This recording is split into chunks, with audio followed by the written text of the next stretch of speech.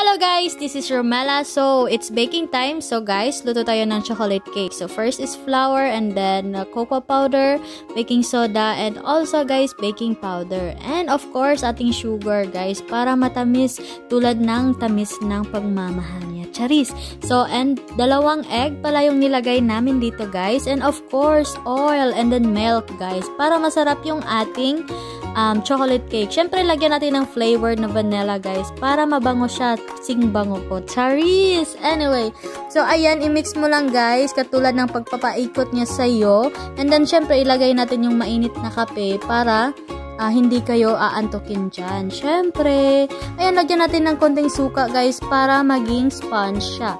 So, ayan, ito na ilagay natin. And then, i-bake na natin, guys. Syempre, ano pang hintayin natin? So, syempre guys, gagawa tayo ng chocolate syrup. And ayan, tapos ng ating cake. Kainan na!